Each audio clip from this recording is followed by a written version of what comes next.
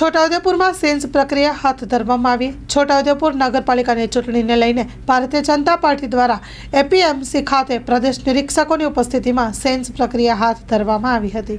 Story report by Sayyed Sumra, Chhota Udepur.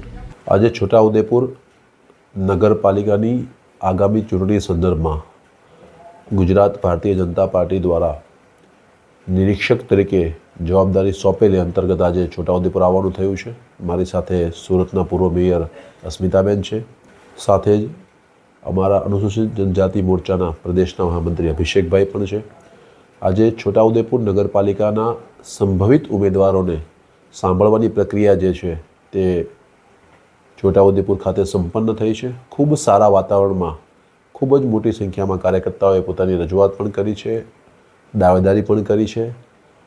50 જેટલા કાર્યકર્તાઓએ અલગ અલગ વોર્ડની અંદરથી ઉમેદવાર બનવા માટે થઈને ઈચ્છા પ્રગટ કરી છે અને સાથે કહ્યું પણ છે કે પાર્ટી દ્વારા જે પણ નિર્ણય થાય, છોટાઉદેપુરમાં ભારતીય જનતા પાર્ટી આ વખતે બોર્ડ બનાવશે, ભવ્ય વિજય પ્રાપ્ત કરશે અને આ ઉત્સાહ, કાર્યકર્તાનો ઉત્સાહ અને ટિકિટ માંગણી કરનાર લોકોની સંખ્યા દર્શાવે છે કે આ વખતે છોટાઉદેપુરમાં ભારતીય જનતા પાર્ટીની ભવ્ય જીત થશે।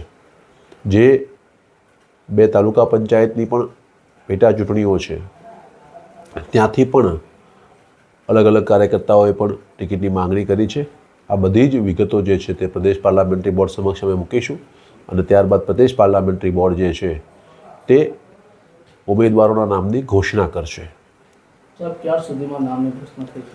એ આગામી 4-5 દિવસની અંદર સંપૂર્ણ પ્રક્રિયા જે છે તે પૂર્ણ થશે અને ત્યારબાદ નામોની જાહેરાત થશે।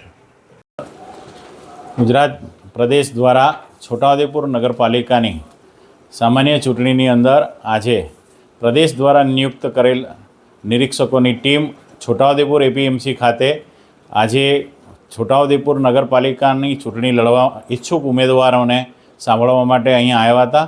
અંદાજિત 50 જેટલા કાર્યકર્તાઓએ ટિકિટ માગી અને એમને સાંભળ્યા છે। ખૂબ સારા વાતાવરણની અંદર આજે આ નિરીક્ષકોએ એમને સાંભળ્યા છે અને આવનાર દિવસોની અંદર ભારતીય જનતા પાર્ટીનું બોર્ડ બેસે એવી બધાએ લાગણી પ્રદર્શિત કરી છે અને આવનારા દિવસોની અંદર પાર્ટીનું બોર્ડ બેસે એ દિશામાં અમે સૌ સાથે મળીને પ્રયત્ન કરવાના છે। અસ્તુ, મુકેશ પટેલ, એપીએમસી ચેરમેન, છોટાઉદેપુર।